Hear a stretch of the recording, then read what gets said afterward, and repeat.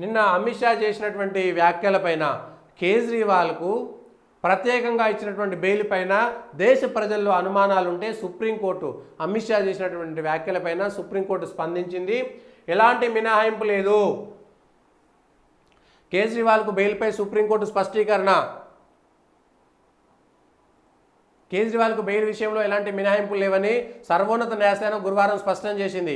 అయితే తీర్పుపై విమర్శనాత్మకమైన సమీక్ష వైఖరిని స్వాగతిస్తున్నామని సుప్రీంకోర్టు న్యాయమూర్తులు జస్టిస్ సంజీవ్ ఖన్నా, జస్టిస్ దీపాంకర్ దత్తాలు ధర్మాసనం వ్యాఖ్యానించింది.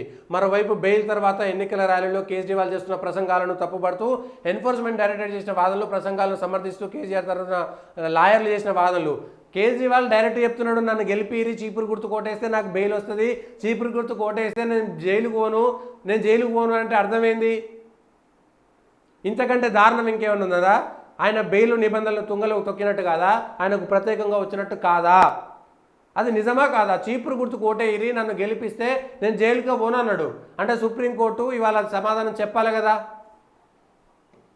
ఈడీ ఓటర్లు ఆమ్ ఆద్మీ పార్టీకి ఓటేస్తే జూన్ 2వ తేదీన తను మళ్ళీ జైలుకు వెళ్లాల్సిన అవసరం రాదని ఎన్నికల ర్యాలీలో కేజ్రీవాల్ చెబుతున్నారు. ఆయనపై చర్యలు తీసుకోవాలని ఈడీ తరఫున సొలిసిటర్ జనరల్ తుషార్ మెహతా కోరారు. దీనిపై అంతా ఆయన ఊహ మాత్రమే కాదు, ప్రజలైతే ఏమార్చి ఓట్లాడుకుంటున్నాడు కదా.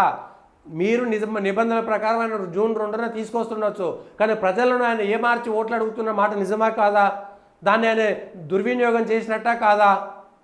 ఇవాళ ఆయన దుర్వినియోగం చేసినట్టా కాదా? తీర్పుపై విమర్శనాత్మకమైన సమీక్ష వైఖరిని అడ్డు చెప్పం. తీర్పుపై విమర్శలను మేము స్వాగతిస్తాం. అయితే ఇదే అంశం పైన మళ్ళీ ఇంకొక 2 అంశాలు కూడా ఉన్నాయి. ఎలక్టోరల్ బాండ్స్ విషయంలో కూడా కావాలని ఎన్నికల ముందు బీజేపీ ప్రభుత్వాన్ని తప్పుపట్టే విధంగా సుప్రీంకోర్టులో కొంతమంది చేసినటువంటి ఒత్తిడి మేరకే దానిపైన తీర్పిచ్చారనేటువంటిది కూడా ఇంకొక అంశం ఇవాళ చర్చకు వస్తున్నది. రామ్దేవ్ బాబాకు సంబంధించిన పతంజలి ఉత్పత్తులపైన ఆయన ఏదో ఇది నిబంధనలకు వ్యతిరేకంగా ఆయన అడ్వర్టైజ్మెంట్ ఇచ్చిండు అనేటువంటిది 1,00,000 అడ్వర్టైజ్మెంట్ చూపిస్తాను నేను. Boost is the secret of my energy అన్నాడు.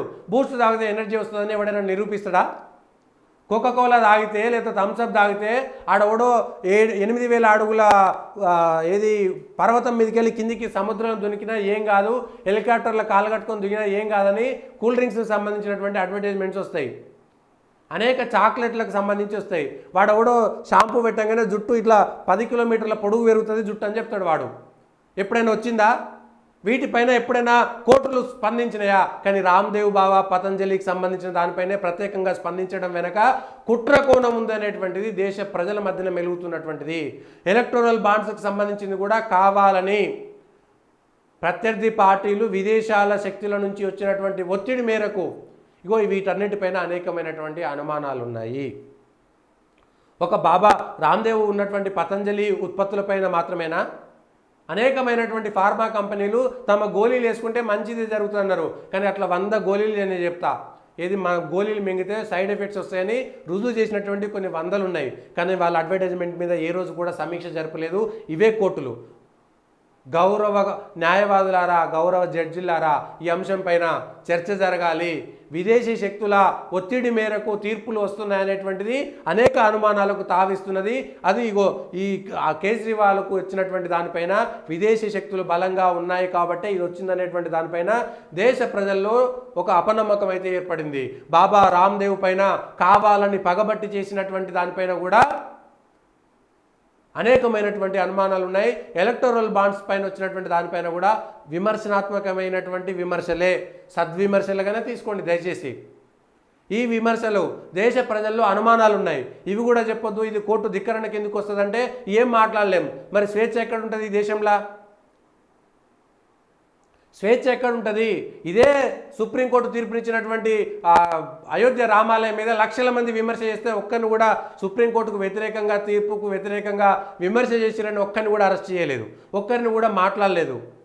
కానీ అదే ఇప్పుడు ఈ విషయాల్లో ఎవడన్నా మాట్లాడితే ఇప్పుడు సుప్రీంకోర్టుకు తీర్పుకు వ్యతిరేకంగా మాట్లాడారని 100ల కేసులు పడతాయి. చూడండి, బాబ్రీ మసీద్ జిందాబాద్ అన్నారు. అదే అంటే సుప్రీంకోర్టును తప్పు పట్టినట్ట కదా? మరి ఆ బాబ్రీ మసీద్ జిందాబాద్ అన్నోన్ని అరెస్ట్ చేసిరా? చేయలేదా? చేయలేదు. ఇవాళ ఎవడైనా సరే సుప్రీంకోర్టు తీర్పు ఇచ్చిన తర్వాత అది అయోధ్య రామాలయం అనేటువంటిది అయోధ్య రామనుడిది అనేది చెప్పిన తర్వాత ఇప్పటిదాకా కొన్ని లక్షల మంది అక్కడ బాబ్రీ మసీద్ ఉండేది కావాలని దాన్ని అక్కడ చేసిరనేటువంటి మాట చెప్పారు కదా, దానిపైన ఎందుకు స్పందించలేదు? ఇగో ఇట్లా అనేకమైనటువంటి అనుమానాలు ఉన్నాయి. వ్యవస్థలో అనేక మంది విదేశీ శక్తుల కుట్రలు ఉన్నాయనేటువంటిది మాత్రం నిజంగా కనబడుతున్నది. విదేశీ కుట్రలు ఉన్నాయటువంటిది మాత్రం కనబడుతున్నది. మరి ఆ విదేశీ కుట్రల నుంచి మన భారతదేశం ఎప్పుడు బయటపడుతుందో తెలవాలి.